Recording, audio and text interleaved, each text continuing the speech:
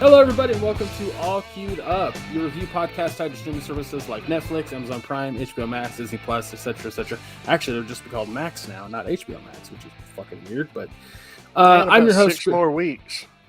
Yeah. Well, there was an ad I watched for the Penguin series, and it just said "coming to Max" is all it said. So, also the Mogwai series said it too. But anyway, I'm your host, Greg D. Smith. Always is Maya Don Fisher. How you been this week? Pretty good, I guess. I'm not going to go into it. I mean, we talked about it pre-show. Got some stressful things going on, but other than that, everything else is good. Just been grinding away at Tales of Symphonia. I should only have one more playthrough in after this one because I've literally just got like one title left to get for each person to get their trophies for the individual characters, and then I have to do a playthrough on Mania difficulty. So I'm really close to being done. Meanwhile, you have fucking Octopath Traveler 2 just sitting right there staring at you. Yeah, it can stare at me for a while because before I start it, I'm gonna replay 1, and then before I start that, technically because I never finished 1. Oh, okay. Yeah, because I was playing 1, and then we started to move, and Final Fantasy VII Remake came out at the same time. So I just yeah. But before I play that, I'll play through Last of Us 2. Then I'll play Octopath Traveler 1 and 2. But I'll probably play Jedi Survivor before I play Octopath Travelers. Motherfucker. That pisses me off that I can't fucking play it. Oh, it's so frustrating. I wanted to play it so bad. And they were like, well, only on new gen consoles. I'm like, cool, go fuck yourself. Yeah, that does suck. That's unfortunate. I'm not getting a new console anytime soon. Maybe when I move to Texas. Maybe.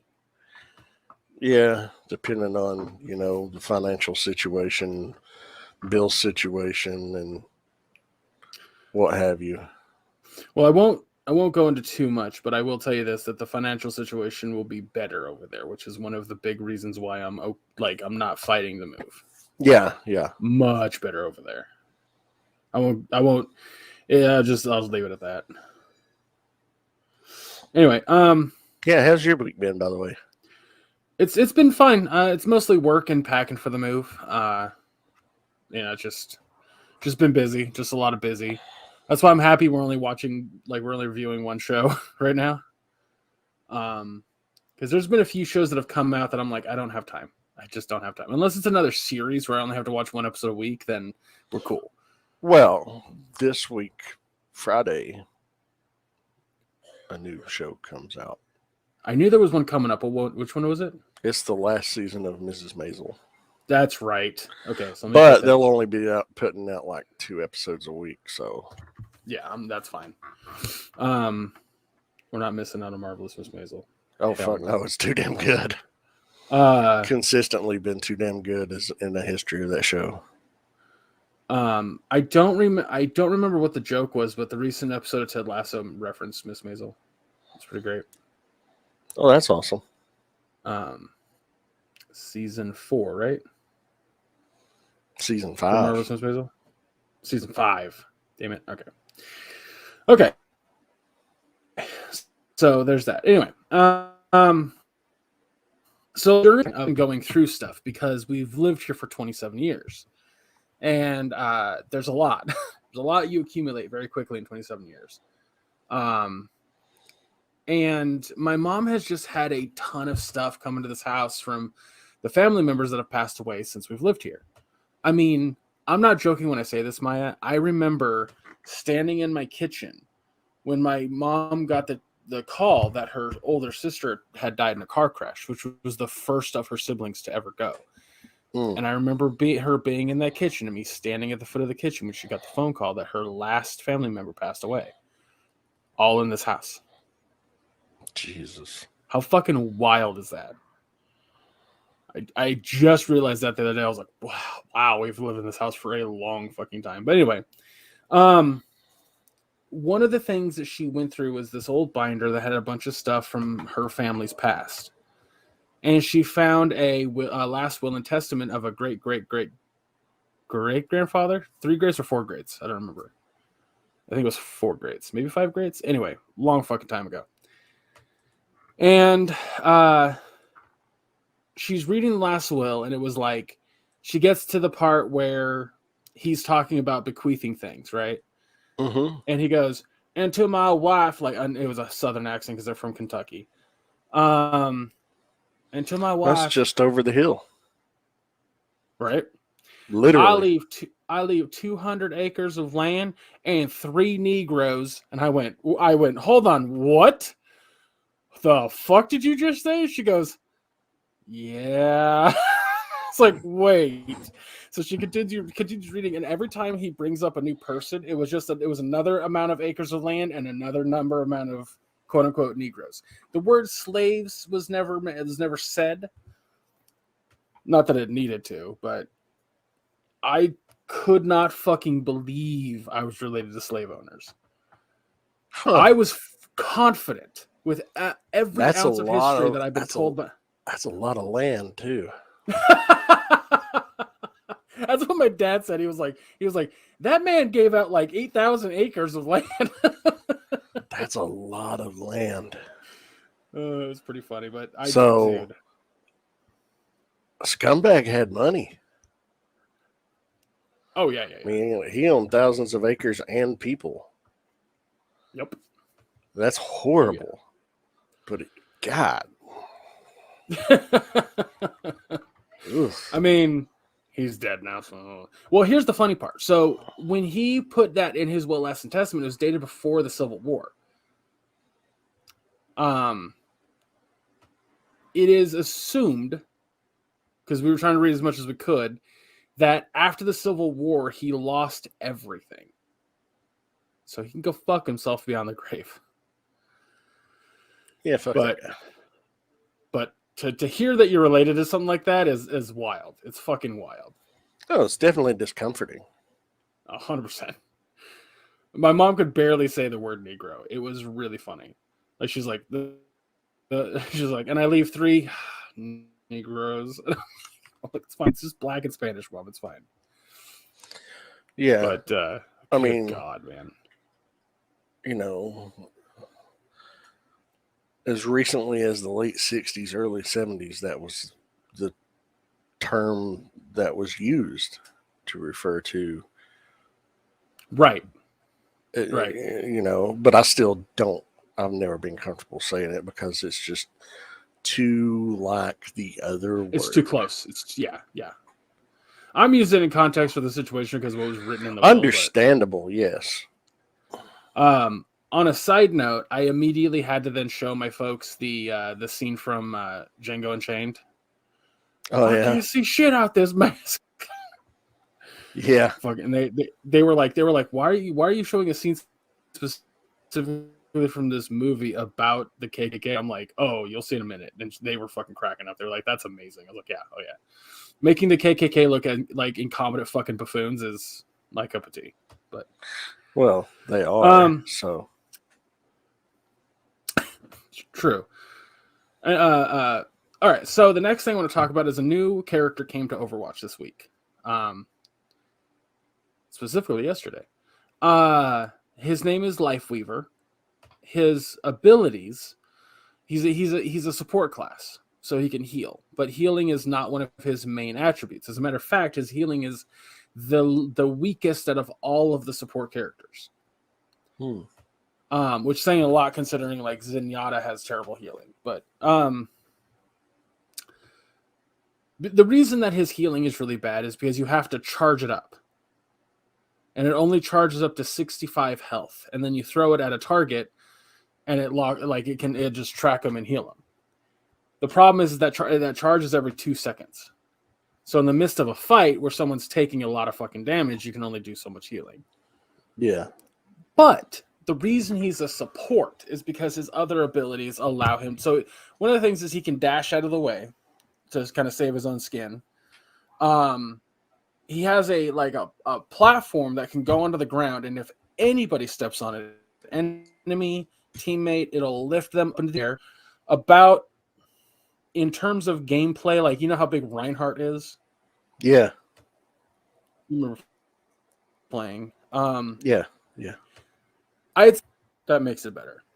Maybe 2.5 diva heights, but it's pretty up there. So I've seen a lot of people use it in lieu of like, hey, my teammate, here's a platform. McCree, you're about to ult and use your Deadeye. Here's a platform to get up higher, which is great. Hey, soldier, you're about to ult. Here's yours. Or if like an enemy is about to ult and you want to save your team, you can lift them up and it'll completely negate their fucking ult. That's fine. It's not a bad ability. There is another ability, his other ability, that is, it's caused for a ton of hilarious videos. It is, I don't remember the name of the ability, but it is a tether that he throws out. It puts a shield around the enemy and pulls them to him. The problem is that people have been using this as a tank is about to ult. So I've seen Reinhardt's like go to fucking hammer down and then get pulled back. Or like I got legitimately pissed off yesterday afternoon at a Life Weaver because I was almost going to kill one of the supports, which is what you're supposed to do playing DPS. And this moved me away as I'm about to kill them. And I'm like, I know my health ain't that fucking low, dude. Like, I'm fine. Oh, man, I got heated. Because it's jarring. Like, yeah, you see the word on your screen goes pink, and all of a sudden you're moving backwards. Oh, it is. Oh, man. Like, it's a good ability if you know how to use it right, if you're paying attention to when you're using it. You know, like your tank is in the middle of battle. He just ulted. He's swinging his hammer. And you notice, like, hey, his health is really low. I need to pull him back to the team so that way he can get some extra healing and not die as quickly. That's, like, how you want to use it. But, my God, the way I've seen people use it is so fucking funny or just bad. There was a McCree who was ulting, and he was about to fire. All of a sudden, you see his screen get pulled behind a wall. He just turns and looks at the Life Weaver player, and the player just looks down at the ground, starts spamming, I'm so sorry. Huh. Fuck, it's funny, dude. Oh, my God. But, yeah. I'll have to send you some videos, because there's some really fucking funny ones. Okay. But the last thing I want to talk about, which will actually lead into our main thing, is that over the weekend in London, Star Wars Celebration 2023 happened. Yeah. And there were a bunch of announcements that came from that. So I have a list here from Gizmodo. Let's see. Number 1 is the next 3 Star Wars films will go past, present, and future with Daisy Ridley. So apparently it's I don't know why it says past, present, and future exactly, but I know that what they said was it's going to be a series that starts 15 years after Rise of Skywalker. Yeah. I just genuinely hope that there's some cohesiveness. You know, they get one director to do all 3, one series of writers, one story writing team.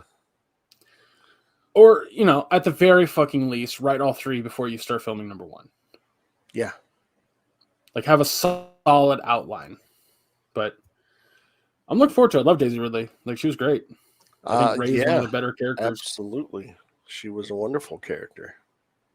Hell, I'd even argue bring back Poe Dameron and Finn. Yeah. But we got a trailer for Ahsoka, which looks very exciting. We got one little glimpse of Grand Admiral Thrawn walking on his bridge. I told Dad this morning, because there were a couple more in just this episode of Mandalorian, which we'll get into, references to Rebels. And I looked at my dad and I was like, we have to watch Rebels. Yeah. He was like, really? I was like, I've watched the first 2 seasons and that's all I ever watched. We need to watch that whole show before Ahsoka comes out. And he was like, why? I was like, oh boy. Because we are getting, like, it's Dave Filoni's universe and we're just living in it at this point. Yeah, I told Misty yesterday. I said, or Monday, Tuesday, whenever the Ahsoka trailer dropped. Today's Wednesday? Yeah, I told her Monday. After watching that, I said, after watching this, and I've not seen Clone Wars or Rebels, I'm going to have to watch them now before August. I'm going to have to. Yeah. There's just too much to. And she's like, you can just watch a recap. I'm like, no. Oh, it's not that long. I looked at how long it would take to watch all 5 seasons of Rebels. I did the math, and it would be 29 and a half hours total. Oh, hell, I can get that done. No problem. Yeah, that's like 2 seasons of a good show. Good show. I mean, a longer show, like an hour-long episode show. Yeah. So maybe 3. It's because each episode's only 20, 22, 23 minutes, 24. So you get three done in an hour, easy. And that's with credits and, all that shit. The next thing they talked about was a show coming to Disney Plus called The Acolyte. Yeah, that sounds interesting. Which I believe takes place during the High Republic era. During the High Republic era, yes. Yeah, so no trailer or anything, just an announcement, kind of an outline of where the story is. Going to be focusing on a Jedi Wookiee. Well, one of the characters is going to be a Jedi Wookiee, which is awesome. Yes. We got some more information about season 2 of Andor, which will have the true birth of the rebellion in it, which is great. Hell yeah! I feel like I've seen that 2 other times, but not canon anymore. Star Wars Vision season 2 got a trailer. Very excited about that. We're going to get more Tales of the Jedi. I don't know if it'll be about just Dooku and Ahsoka anymore. If it's called Tales of the Jedi, we should probably have more than 2 fucking Jedi, but that's just me, I guess. Bad Batch gets a final season 3, which I guess I should watch that show too. The show Skeleton Crew. Which I'm trying to remember what Skeleton Crew's about. That one I'm not sure. I'll have to look it up in a minute. Let's see. Return of the Jedi's 40th anniversary. It's crazy that fucking thing's been on that long. There's a bunch of interviews and stuff with different actors, and it was nice. Star Wars: The High Republic stuff is coming out. Jedi Survivor trailer. Star Tours is adding a mystery destination from Star Wars' future. Okay, I didn't know about that. Star Wars and Indiana Jones toys. Hasbro revealed at Star Wars Celebration. All right. Yeah, I've got several Black Series figures on pre-order. Well, I only get characters from The Mandalorian and Book of Boba Fett, or like a select, like I have a Luke, Han, and a Leia, and a Chewie, and a 3PO. I need an R2. But the rest of my characters are from The Mandalorian and the Book of Boba Fett, with the exception of Grand Admiral Thrawn, because Thrawn's my fucking. I love Thrawn ever since 1994 when I first discovered the character. Oh, he's that old. I didn't know that. Yeah, he was first introduced in idea. the Timothy Zahn Heir to the Empire trilogy that came out in 93 and 94. You know what? Someone on Twitter was talking about the guy in this episode of Mandalorian that mentions his name with the mustache. Captain Pelion. That's where he's from. Yep. He's from the original trilogy. Because someone said that it was dead on. Like his every part of his look was perfect. And then I saw like the picture they posted. I was like, holy shit. They even found the right actor.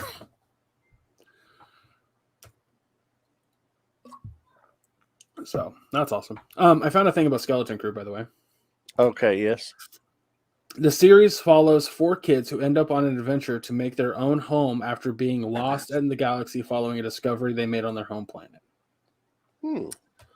And Jude Law is in it, and he plays as a Jedi, an unnamed Jedi. I'm sure he'll have a name when the show comes out, but the new series is set to be during the High Republic era. Oh, okay. At Star Wars Celebration 2022 is confirmed to be set the same time frame as Mandalorian and Ahsoka, with Dave Filoni as an executive producer. But they want the film to kind of have a Goonies vibe to it. Oh, Interesting. We shall see. But yeah, Star Wars is dope. We love Star Wars around here. Speaking of Star Wars, Maya. Yeah. We got an episode of The Mandalorian today that I'm just going to go ahead and say it, best episode all season. Yeah, there was a lot to love about this episode. It was 52 minutes in runtime with credits and a recap. And holy shit, a lot happened. It opens up, we see Elia Kane in the underworld of Coruscant. She goes into an alley and she contacts via a probe droid. And she gives her Imperial TK number too, which was cool. Yeah. She contacts Moff Gideon. Moff Gideon tells her to keep up her mission, but he's upset because she informs him that the Mandalorians have interfered with the pirates on Navarro, and he wants to deal with the Mandalorians once and for all.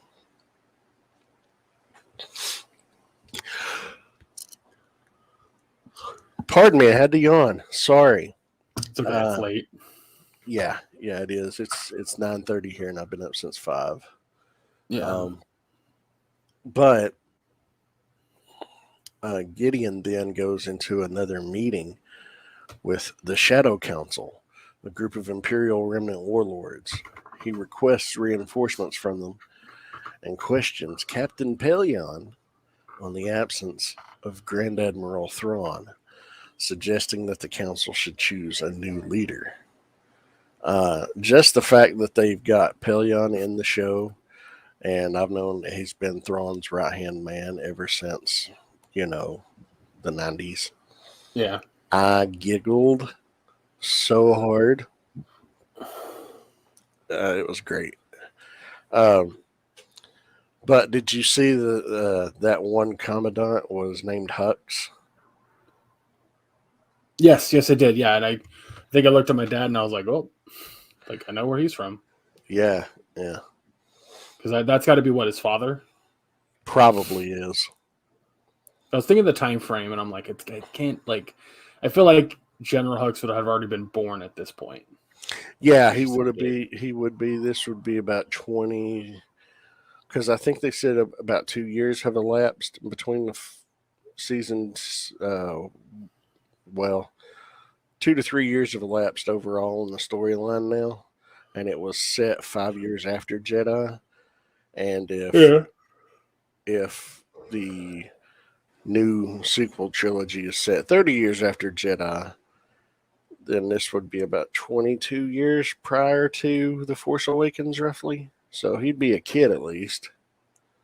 Maybe a young kid going into the academy. Oh, wait. There is no academy anymore. There's a secret academy. Anyway, we see that Bo-Katan has brought the Night Owls from the Paradise Planet. I don't remember the name of it. It escapes me right now. Plazier 15 or whatever it was. She brings the rest of the Night Owl clan and the fleet to Navarro. The parties feast and meet, and she recruits them to explore the surface of Mandalore. God fucking damn it, I can't stop yawning. Prior to leaving, Grief Karga presents Din Djarin and Grogu with IG-12, a rebuilt version of IG-11, who's been hollowed out and is basically an exo. It's an exosuit for Grogu, and Grogu can basically say yes and no now. And his first words were no. Yeah, no, no, no, no, no. That's funny.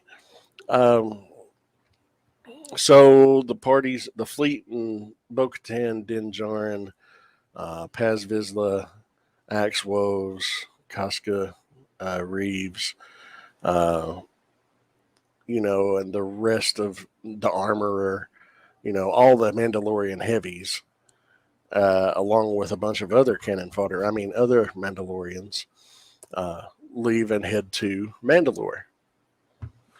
They meet up with another clan who's loyal to Bo-Katan. And did you notice that the one with the mustache and the white one with the mustache and the scruffy hair, you know who that is? It was motherfucking Skinny Pete from Breaking Bad. Oh, I did not recognize him. It was Skinny Pete. Wow. Yeah. But I almost wanted him to call himself Skinny at one point. But I didn't. On Mandalore, the group meets up with another clan loyal to Bo-Katan. She admits that she surrendered to Gideon near the end of the Great Purge, hoping that the Empire would spare the Mandalorians. While they're out scouting on the way to the Great Forge, the skiff that they're using, it's controlled. It looked like it was air controlled. It had sails, but it was just wrecked by this giant monster that wasn't a mythosaur. And they fall back into some caves where they are ambushed by Moff Gideon's Beskar enhanced stormtroopers that looked a lot like First Order troopers, didn't they? Oh, yeah. They're very close. They put these stormtroopers on the run. They chase them down some corridors. The corridors start to look oddly Imperial. And then they're trapped. Din is cut off from the rest of the Mandalorians, who are trapped in between two blast doors. Din Djarin is captured by Moff Gideon, who reveals his intent to create a new army of dark troopers. He attempts to kill the remaining Mandalorians, but Bo-Katan uses the Darksaber to make an escape for the group, with Paz Vizsla staying behind to buy time. He takes out all the stormtroopers, and his jetpack's ruined. His heavy blaster that he's using to mow down these stormtroopers overheated and was just rendered useless. And then 3 Praetorian guards come in, and he tries his best to fight them off with a vibro knife and a little wrist shield. But 3 Praetorian guards, we've seen that they can go up against Jedi. Mm-hmm. Yep. They kill him. Paz Vizsla dies. So sad. And that's how the episode ended.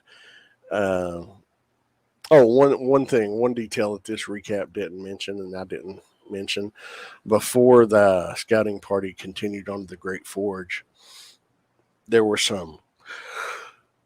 I apologize, folks. I'm so tired.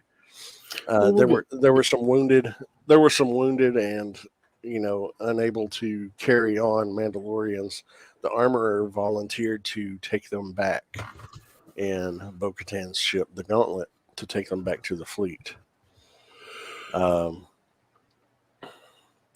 This base that they stumble into, that Moff Gideon's base, I guess he's been based on Mandalore for who knows how long. I mean, he had TIE interceptors, TIE bombers, and they're on the way to that fleet.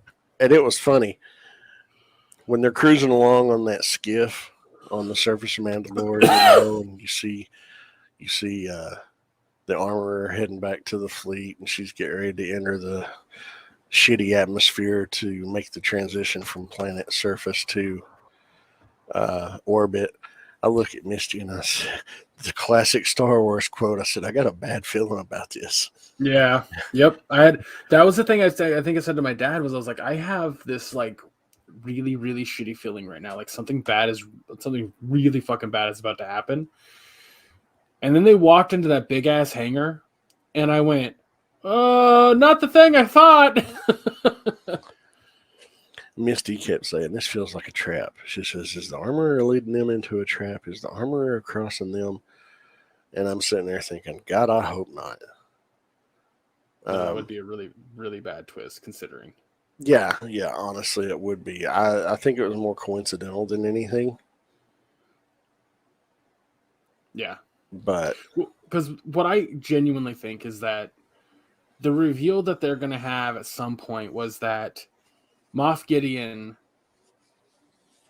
was a Mandalorian who was spurred by them and went and fucking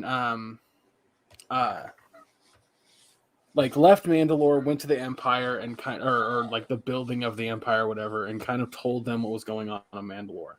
And that's why the Mandalorian War happened.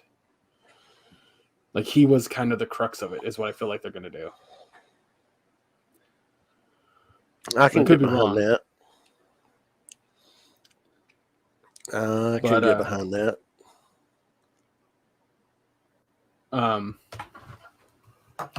Yeah, this episode had a lot in it that was so much fun. Like one of my favorite things about what Dave Filoni has done with a lot of Star Wars recently is showing a part of the universe that we don't really get to see in the movies. Like, yeah, we got to see Luke, redeem his father, and we got to see the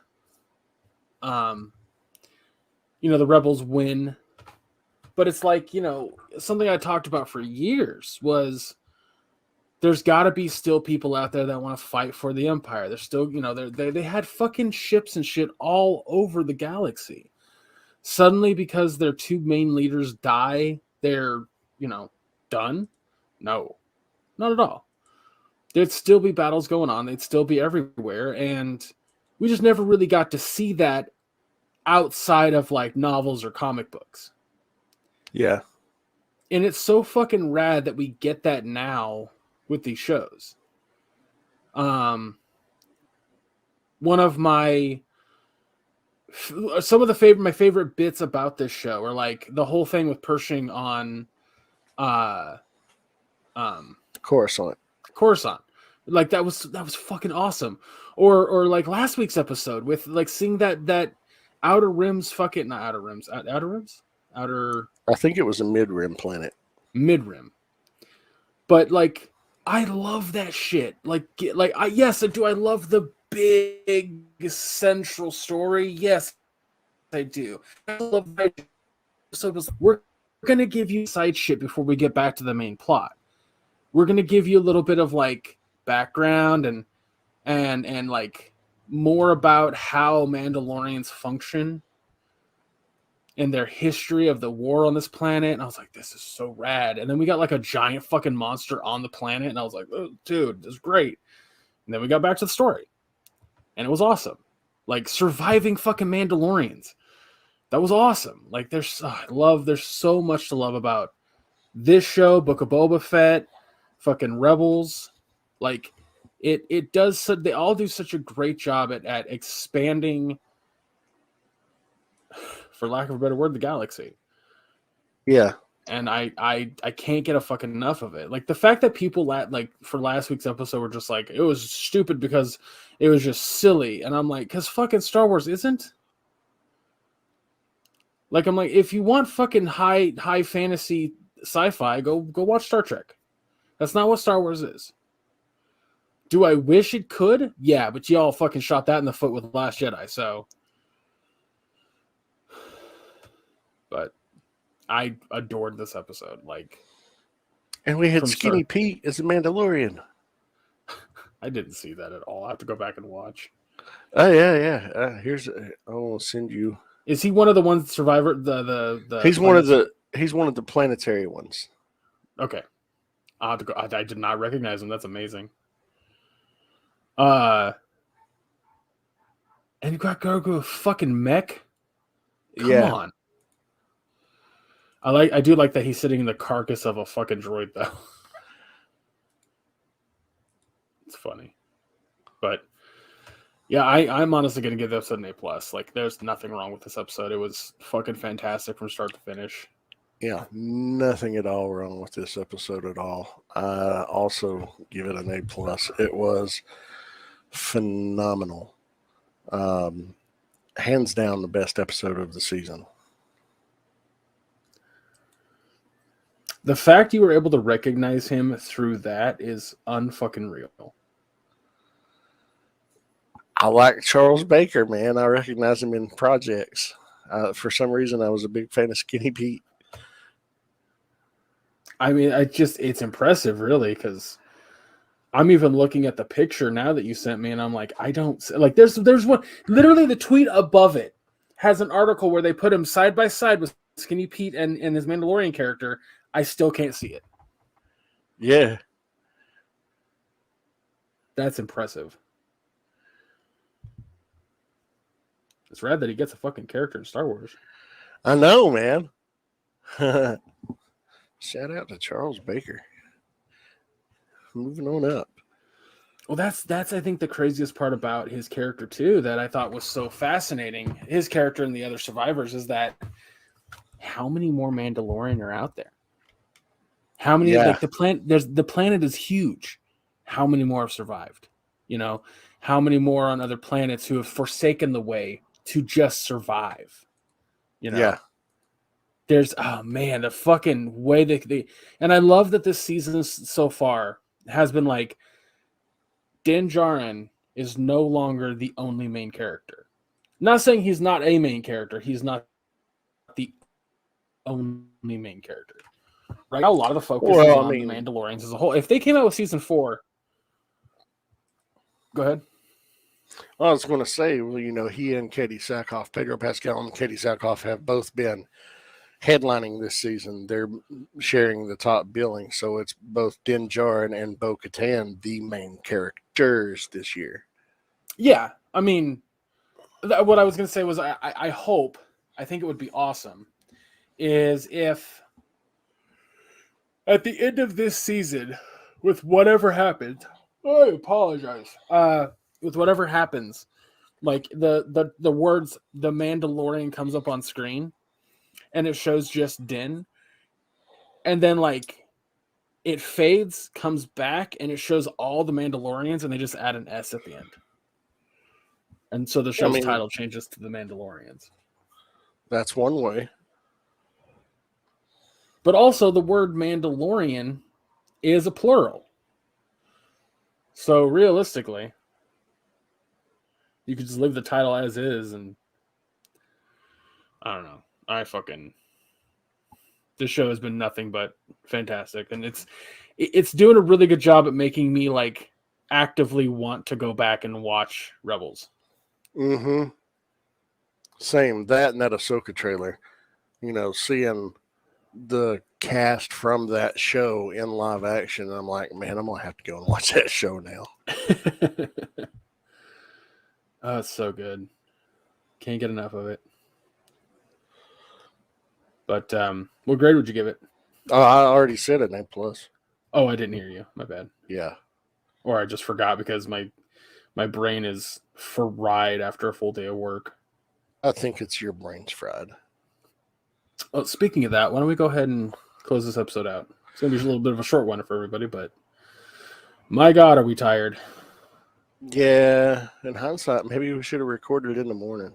I mean, in hindsight, I fucking shouldn't have started working for Steve. Got him. Fucking got his 68-year-old or 67-year-old, 76-year-old ass.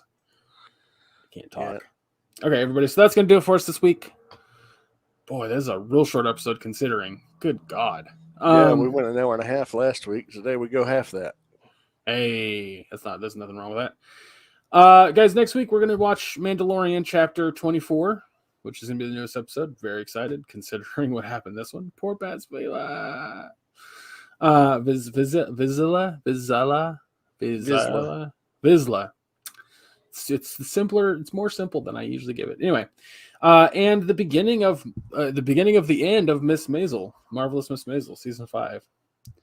Yeah, last season. So I guess it'll be the first 2 episodes. I guess is how they're going to do them. 2 episodes at a time. Ted Lasso and Miss Maisel are ending. Nah. Yeah. I don't want them to end. But you know what? Go out on a bang, I say. Yeah. Guys, make sure you follow us on all social medias. That'll be listed down below. If we add anything, we'll let you know there. I doubt it, considering I'm not having any other free time. It's like our mutual friend Andy wants me to watch Succession, and I'm like 5 episodes in on season 1, and he texts me, or not texts me. He hops online the other day, and he was like, "You see the newest episode of Succession?" I was like, "Dude, I haven't finished season 1." He's like, "What have you been doing?" Oh my God. I was like, "Dude, like packing and working or playing video games with you. I can stop playing video games with you and catch up on the show."